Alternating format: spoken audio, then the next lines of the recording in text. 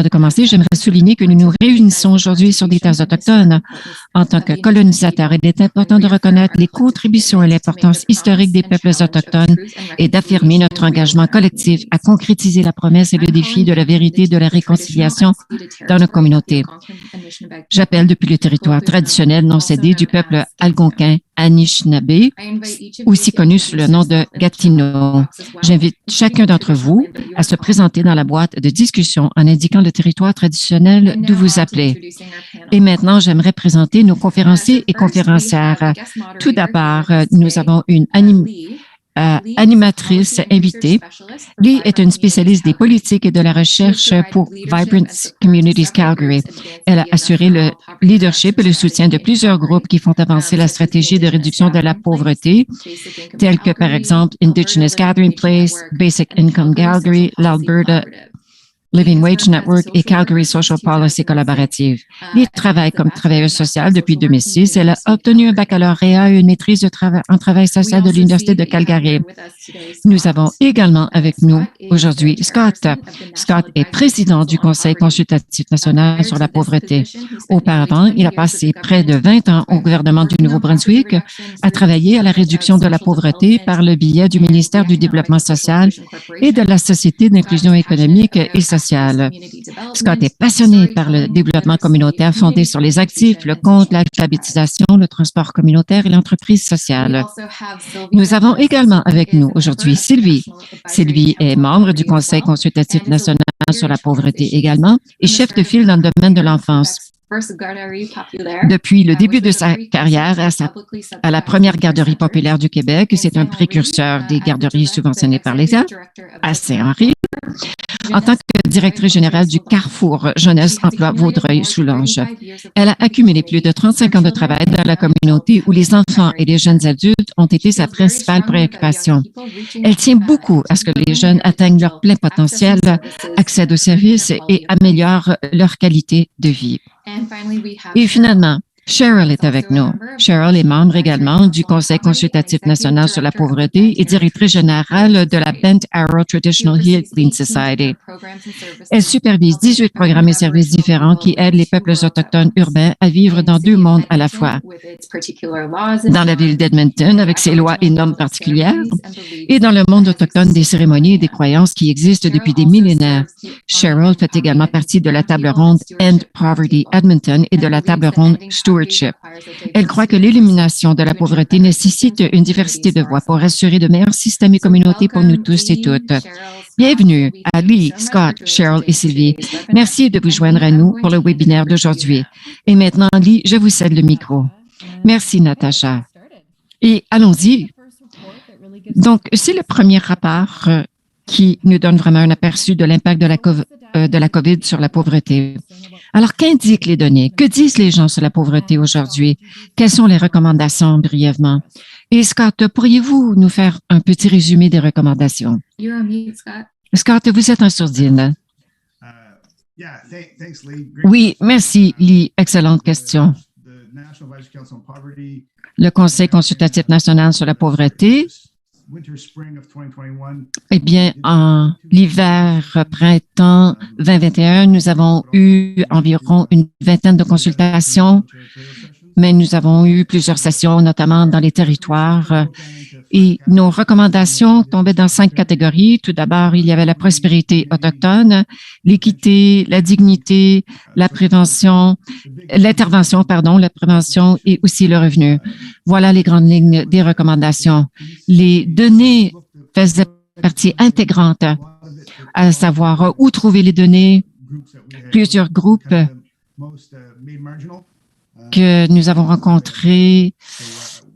Plutôt, les données que nous avions étaient plutôt marginales. Donc, il faut vraiment trouver de nouvelles façons pour bonifier les données et aussi avoir des questions plus inclusives et aussi plus d'options de réponse.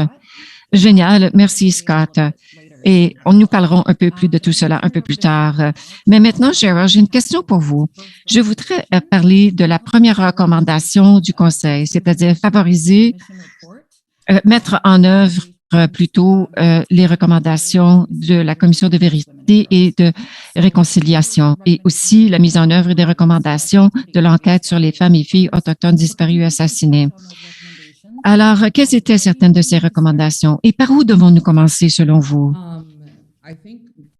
Je crois que toutes les discussions que nous avions eues dans nos sessions de consultation l'an dernier touchaient les inégalités quant aux peuples autochtones, le fait d'avoir à interagir avec certains systèmes, à être surreprésentés ou surreprésentés selon certains systèmes. Donc, la Commission de vérité et de réconciliation, eh bien, il y avait 5 appels à l'action dans ce rapport qui entourent le bien-être des enfants.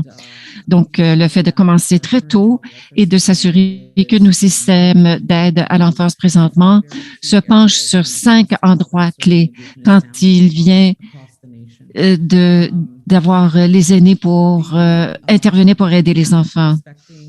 La loi respectant les Premières Nations et les enfants autochtones, métis et inuits, c'est le projet de loi C-52. De fait, ce n'est pas encore une loi, donc c'est un projet de loi présentement.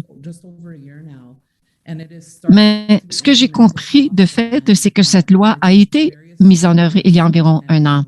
Et on a commencé à la mettre en œuvre. Et selon les régions dans lesquelles vous vous trouvez, la mise en œuvre varie. Et je crois que la pandémie a vraiment ralenti la mise en œuvre. Et je ne juge pas que ce soit nécessairement une mauvaise chose.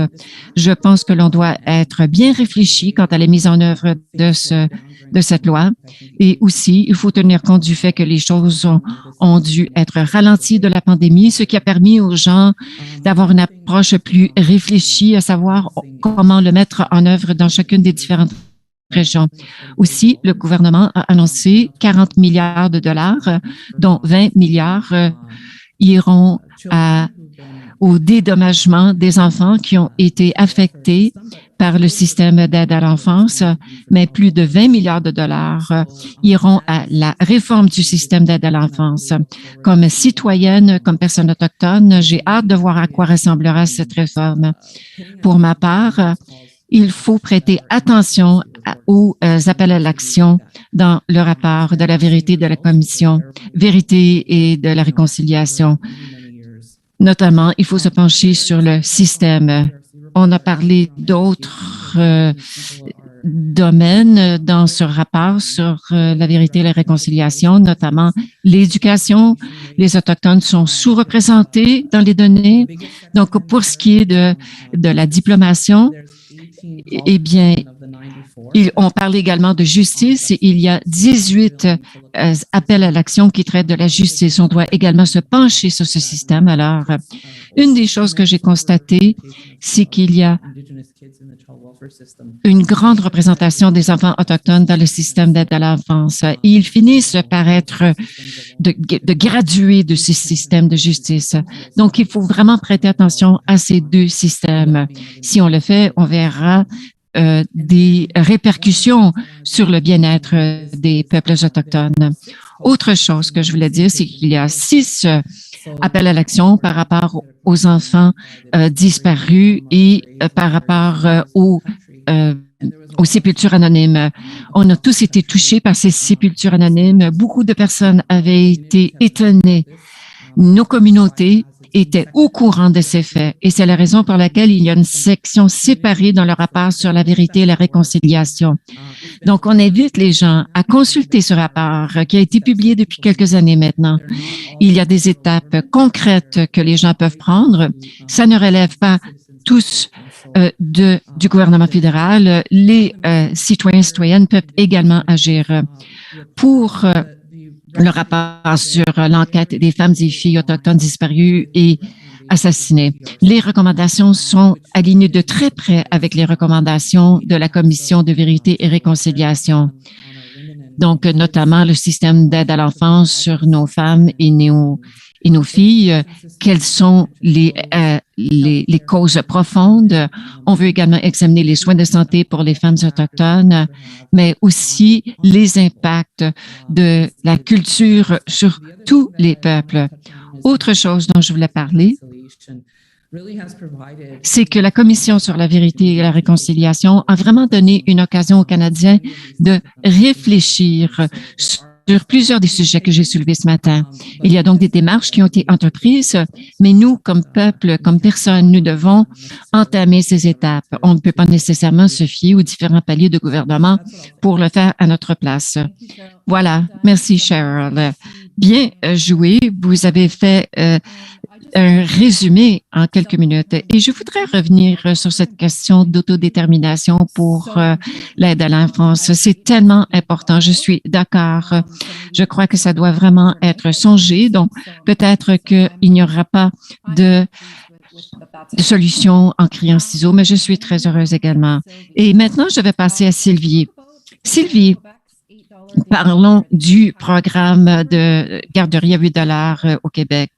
Vous avez participé au site pilote. Pouvez-vous nous parler de l'impact de ces mesures et que pouvons-nous nous attendre d'un programme national de garderie à $10 par jour? Tout d'abord, merci. Merci de l'invitation et merci à vous tous d'être venus nous entendre. Aujourd'hui, je vais vous parler en français parce que je vais vous parler avec mon cœur, puis c'est plus facile pour moi de le faire dans ma langue maternelle. Lors de nos conversations, nous avons entendu les enfants sont pauvres parce que leurs parents sont pauvres. Des intervenants nous ont dit la pauvreté des enfants, c'est d'abord celle des familles. Et parce que la pauvreté des enfants, c'est malheureusement souvent aussi celle des familles qu'ils vont porter plus tard et que ces précieuses minutes volées à leur enfance ne reviendront pas alors que le poids des traumatismes subis va durer. On doit leur fournir des environnements favorables et le soutien dont ils ont besoin pour empêcher que la pauvreté les affecte de génération en génération. Cette première garderie où j'ai travaillé dans les années 70 était née d'un besoin du milieu et avait pour objectif premier le mieux-être des enfants. Je reviens là-dessus parce que c'est ce que je ne veux pas qu'on perde. On y accueillait des enfants en grande vulnérabilité, d'horizons variés qui poussaient dans des quartiers défavorisés, dont quelques enfants à besoins particuliers, des enfants en grande pauvreté, des enfants de la classe moyenne. Et en 73, on avait accueilli aussi les enfants réfugiés qui arrivaient toujours au Québec suite au coup d'État contre Salvatore Allende au Chili. C'est un milieu de vie sécuritaire et stimulant où, au contact des autres, ils développaient des compétences leur permettant d'arriver à l'école mieux préparés. On travaillait en intersectorialité avec des intervenants sociaux et de la santé qui pouvaient intervenir tôt dans le devenir de ces enfants. C'était aussi un lieu où les parents brisaient l'isolement et développaient des liens de confiance, ce qui favorisait la référence vers différentes ressources qui les soutenaient dans leur rôle de parents. Suite aux pressions des groupes de femmes, il y a 25 ans, dans la foulée de la création du ministère de la Famille au Québec, le réseau des centres de petite enfance ont été mis sur pied avec une volonté politique et s'est développé progressivement pour offrir des places abordables et de qualité aux enfants de 0-5 ans, favorisant leur développement global et permettant aux parents d'intégrer le marché du travail. Puis en même temps, on avait installé les maternelles 5 ans à plein temps. Les bas tarifs, 5 $ au début, actuellement à 8,70 en service de garde subventionné, je te mentionne, et la qualité des services de garde à l'enfance ont exercé une grande influence sur la décision des mères de travailler. Le revenu des familles a augmenté. Je m'excuse, Angélie, parce que je ne veux pas m'oublier rien. Les familles monoparentales ont pu sortir de la pauvreté. À l'époque, beaucoup de mères monoparentales étaient sur l'aide sociale puis hésitaient à aller travailler parce qu'elles ne voulaient pas perdre les avantages qu'elles avaient au niveau des médicaments, au niveau du soutien, du logement et tout ça.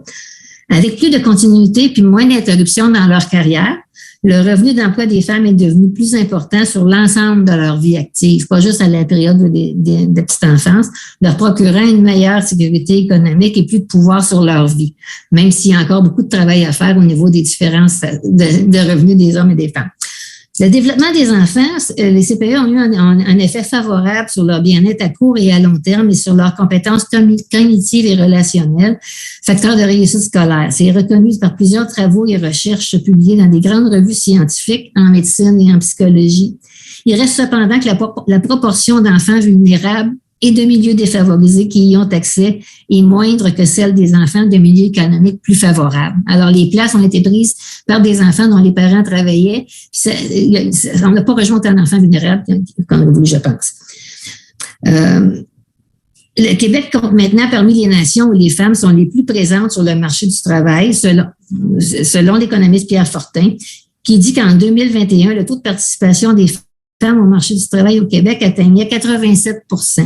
C'est 80 000 femmes de plus qu'il y a 25 ans, représentant, selon lui, un gain de 7 milliards sur le revenu intérieur brut du Québec. Les études montrent aussi que chaque dollar investi dans la petite enfance, l'ensemble de l'économie touche entre 1,50 $ et 2,80 $ en retour. Ce réseau de services de garde que plusieurs voyaient d'abord comme une énorme dépense représente en fait un investissement qui a contribué à la prospérité du Québec. Le réseau des centres de la petite enfance a permis aussi les échanges, le co-développement d'expertise, la formation, la recherche, l'innovation, le développement des programmes structurés, des outils. Les formules combinées, par exemple, de centres de la petite enfance et de pédiatrie sociale au Québec, ils font des merveilles auprès des enfants. Des milliers d'emplois ont aussi été créés pour le personnel qui travaille directement auprès des enfants. La pandémie a d'ailleurs mis en lumière le caractère essentiel de leur travail et l'importance de les reconnaître et de leur donner des conditions de travail et un salaire plus juste. Les nombreuses études pourront mieux que moi vous parler des chiffres. Je laisse quelques liens qui vous permettront d'approfondir la question sur le chat. Vous allez pouvoir les voir. Mais le temps a passé aussi, puis on a maintenant besoin d'un solide coup de barre et d'une réforme qui est d'ailleurs déjà amorcée. Au fil des différents gouvernements qui se sont succédés, des visions divergentes, des compressions budgétaires, de l'arrêt du développement de places, de la bureaucratie.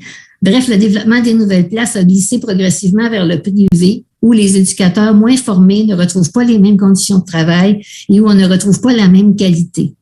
Le manque de place a aussi obligé des parents à se tourner vers des formules de garde non agréées et souvent moins sécuritaires ou à renoncer à leur présence sur le marché du travail.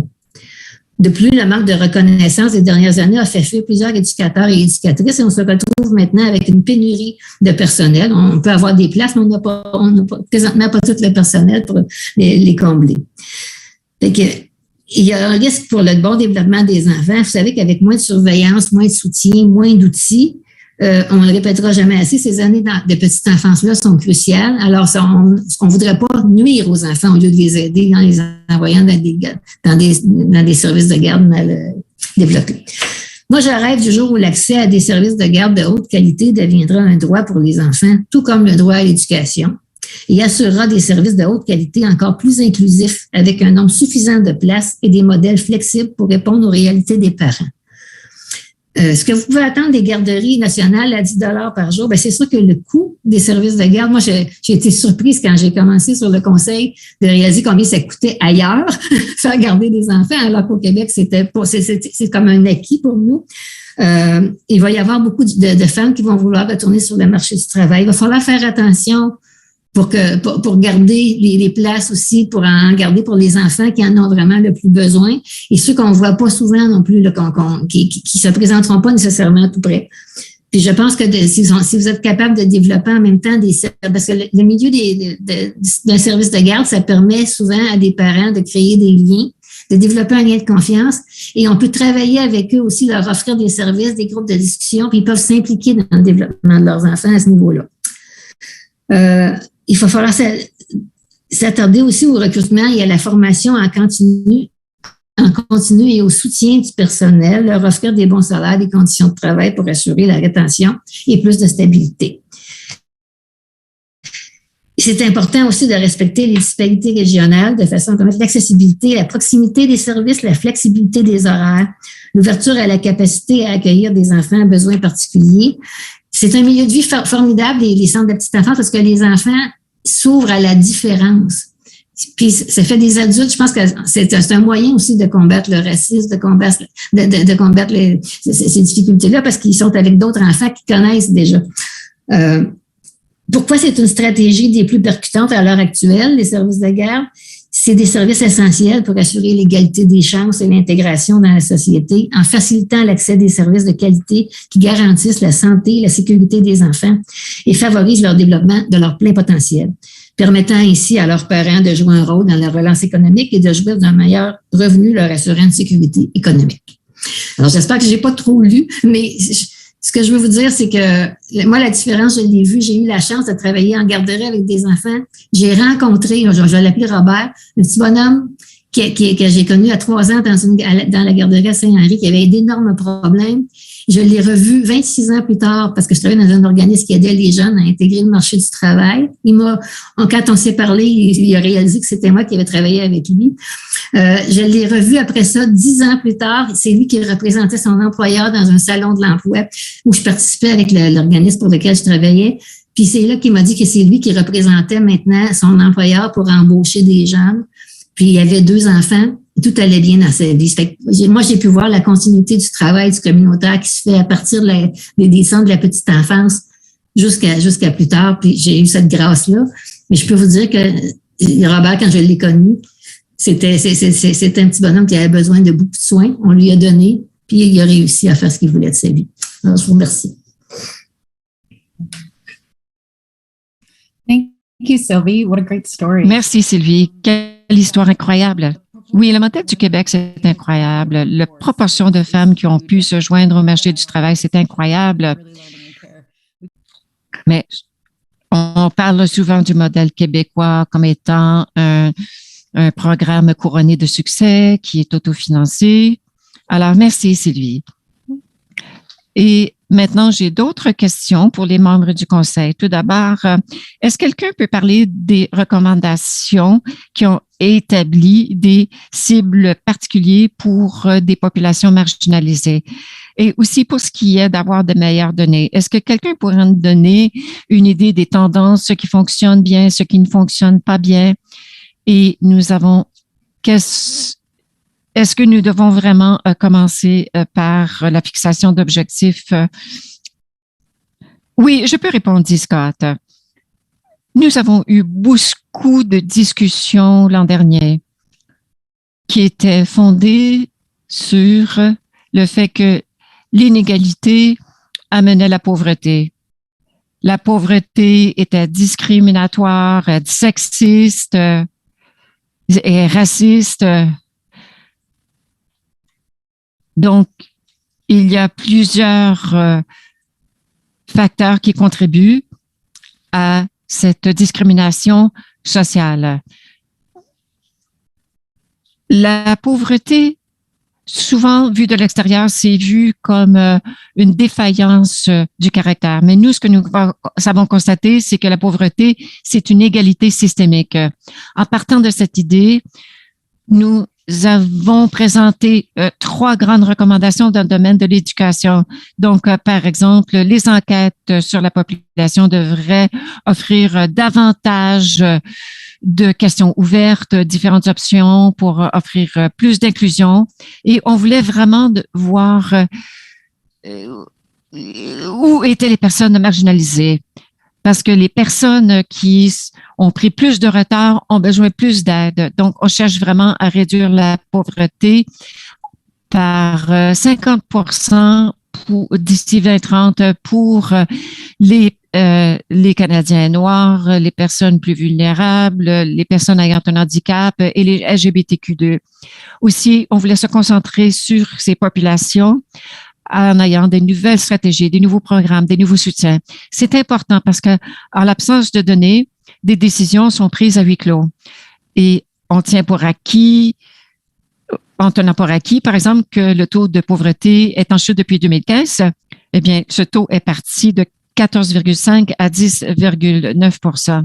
Mais la pauvreté pour les personnes ayant un handicap, des gens de moins de 65 % est encore 19 %. Pour les personnes autochtones, c'est 18 %. Pour les personnes racisées, c'est 26 %. Ces données ne sont pas du tout disponibles pour les personnes autochtones qui vivent dans une réserve pour les LGBTQ2 et pour certaines populations racisées comme de l'Asie de l'Ouest. Il s'agit de 33 %, ce qui représente plus de 3 fois la moyenne canadienne. Pour les Canadiens noirs, il y a 23 %. Donc, il y a beaucoup d'inéquité. Et sans avoir des enquêtes avec des données plus désagrégées, on n'aura pas ce dont on a besoin. Mais c'est encore important que l'on puisse arrêter avec l'action. C'est très important d'y arriver. Et le Conseil, dès le départ, a indiqué qu'on était ici pour faire des résultats. On n'est pas ici pour longtemps, mais on veut des résultats. Donc, nous en avons vraiment parlé dans le rapport. Nous jugeons que les mesures que nous avons mises en place visent surtout le gouvernement fédéral, mais sont applicables aux autres paliers, par exemple, au niveau des gouvernements provinciaux, territoriaux, municipaux, des institutions locales, les communautés et même au niveau individuel. Alors, si nous commençons à appliquer ces principes, une personne sur 10 au Canada vit dans la pauvreté, mais il faut savoir que 10 personnes sur 10 sont touchées par la pauvreté. C'est une excellente explication. Merci beaucoup, Scott. Je sais que lorsqu'on en parlait plus tôt, lorsqu'on examine qui vit dans la pauvreté, il y a beaucoup de termes qui finissent en isme et nous n'en parlons pas assez. Et au cours des dernières années, il y a beaucoup d'attention qui a été prêtée à cette question et je crois que c'est bien. D'accord, alors c'est très bien. Et maintenant, je vais passer à un autre sujet dont on a parlé. Et certaines personnes veulent savoir, qu'en est-il du revenu de base? Il y a tellement de momentum pour le revenu de base avec la PCU, entre autres, et il y a d'autres programmes qui ont été mis en place aussi. Alors, pourquoi est-ce que le revenu de base ne faisait pas partie de vos recommandations? Pourriez-vous en parler un peu, s'il vous plaît? Oui, dit Scott. Oui, comme membre du conseil, on n'a pas vraiment pris de position par rapport au revenu de base. Je crois que le revenu de base comme concept, c'est intéressant. Ce que nous avions décidé de faire, c'est, comme membre du conseil, on voulait s'assurer que toutes les personnes qui vivent au Canada avaient un niveau de revenu. Une des recommandations que nous avions proposées, c'était de collaborer avec les provinces et le gouvernement fédéral pour offrir un revenu qui est au moins au niveau du seuil canadien de la pauvreté. De cette façon, tout le monde au Canada aura au moins ce niveau de revenu. Je crois qu'il y a également d'autres recommandations. Il y a plusieurs différents types de revenus de base garantis, entre autres, mais il y a probablement un revenu de base pour les aînés et les enfants. Et aussi, il y a tout un mélange. Et il n'y a rien pour les personnes célibataires d'âge de faire participer au marché du travail. Et je crois qu'on doit se pencher sur cette question au Canada. Comment pouvons-nous améliorer la situation? Et aussi, cette année, et je ne veux pas divulguer ce qui va arriver dans le prochain rapport, mais ce que nous avons su que l'emploi et l'éducation ne sont pas des voies nécessairement pour sortir les gens de la pauvreté. Peut-être que ça a déjà été le cas, mais ce n'est pas encore. On ne s'est pas encore penché sur cette question, mais on le fera. Alors, j'aime beaucoup toutes ces discussions sur le revenu de base. On va dans la bonne direction. Mais il y a d'autres groupes qui s'y penchent également et les membres du conseil ont été très conscients de ne pas aller au-delà de leur mandat. Donc, il y a un conseil national sur les personnes aînées, par exemple. Il y a beaucoup de gens également qui se penchent sur le revenu de base. Donc, je pense qu'on s'en remet souvent aux experts et je crois que dans ce cas-ci, c'en est un. Peut-être que Cheryl et Sylvie aimeraient intervenir. Oui, Sylvie et Cheryl, aimeriez-vous intervenir? Non, d'accord, pas de problème, je ne vous en veux pas. Et l'avant-dernière question, avant de passer aux autres questions. La plupart de ces recommandations sont celles du gouvernement fédéral, mais quelles sont les implications pour les municipalités, les groupes communautaires de réduction de la pauvreté, les organisations sans but lucratif, la société civile? Quelles sont des actions que l'on peut prendre? Alors, je peux répondre, mais je pense que Cheryl pourrait également répondre à cette question. Ici, Cheryl.